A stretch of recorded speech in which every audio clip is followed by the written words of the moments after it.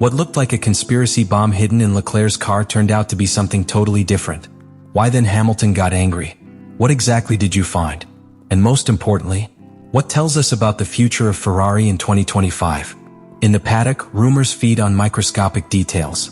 It was enough that some technical reports detected a difference in braking behavior between the two Ferrari to jump the alarms. Why did the Leclerc car have a more stable, more progressive braking in certain technical curves, while Hamilton dealt with blockages and loss of confidence when stepping on the brake? The answer, as it would be known later, was in a small but critical difference of material, the compound of the brake pads.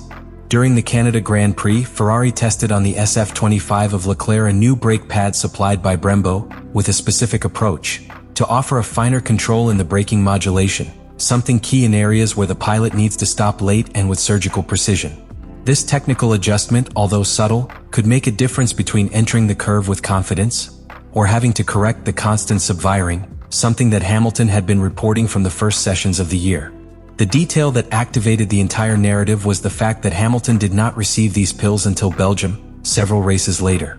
And that, added to the frustration accumulated by its process of adaptation to SF25, generated internal tension. There were no public discussions or direct accusations, but internally a certain discomfort was noticed. Because in Formula One, when a pilot feels that he is receiving different material even for evaluation or schedule, the perception of unequal treatment is quickly installed. The story then was not of sabotage. It was a matter of technical sequence. Ferrari wanted to validate the new pills with Leclerc, his most experienced pilot with the car, before offering them to Hamilton. But the information did not flow clearly. And in the communication vacuum, suspicion was born. The most interesting thing is that this case reveals an awkward truth about modern F1. Despite having highly technified structures, improvement implementation processes are still subject to human factors. Not everything is data. There are also hierarchies, strategic decisions, subjective evaluations, and internal politics. Hamilton, accustomed to a vertical structure and to be the technical decision center in Mercedes, was found in Ferrari with a team that acts more as a technical collective than as a team focused on a single pilot. That transition was not soft. And although there was no hidden piece in the literal sense, which was hidden involuntarily was transparency in the management of technical evolution. There was born the real conflict. The truth behind this supposed scandal is less media, but much more revealing. There were no hidden pieces in Charles Leclerc's car. There was no internal sabotage in Ferrari. What really happened was a classic example of how technical components are evaluated and implemented in an environment as complex as Formula One. And in the center of this process there is an element that, although small in size, is decisive in the performance of the car: brake pads. During the start of the 2025 season, Ferrari engineers detected that the SF25, although it was competitive, suffered from inconsistency in the most technical braking phases. These critical areas of the circuit are those in which the pilot must apply a strong and modulated braking at the same time, managing the dynamic equilibrium of the car while changing direction or enters closed curves. In this type of contexts, a minimal improvement in pedal sensitivity can transform the way the pilot attacks the track. This is where the new brake pads developed by Brembo, historical provider of most Formula One bodies, these pills presented a different compound, specifically created to offer a more linear progression between the pressure exerted on the pedal and the effective response in the brake clamp. In simple terms, they allowed a finer control of the car at the time of reducing speed, especially in mixed adhesion conditions or at the end of long lines. Ferrari, following a standard technical procedure, decided to test this new material first in the Leclerc car during the Canada Grand Prix. It was not favoritism, but of operational logic. Leclerc had more work time accumulated with the SF25, and any variation in brake performance could be interpreted more clearly. The data collected were positive, and the engineers considered viable to introduce that same compound in Hamilton's car, but with a difference of several races. That is, while Leclerc rolled with that optimized modulation, Hamilton continued to fight with the sudden sensations of the standard brake. That delay generated discomfort. Because for Hamilton, he was desperately trying to adapt to a completely new machine after years in Mercedes, that small technical lag represented a barrier. It was not a sabotage. It was a structured decision within the process of evolution of the car. But from the point of view of a pilot accustomed to having technical priority, the impact was emotionally deep. When the modified pills in the Hamilton car were finally installed in the Belgium GP, its piloting changed. The engineers immediately noticed an increase in the British confidence when entering the curves, an improvement in braking stability and, above all, a reduction in errors caused by blockages. This confirmed the effectiveness of the component and validated the technical approach that Ferrari had adopted from Canada. But it also made clear something more important, that the adaptation process cannot be accelerated by experience, even for pure talent. In the current Formula One, the understanding between car and pilot depends on both the tools and the time given to consolidate. This case of the Brembo pills exposes the delicate dance between the technological evolution and the psychology of the pilot. Hamilton did not get angry because something was hidden.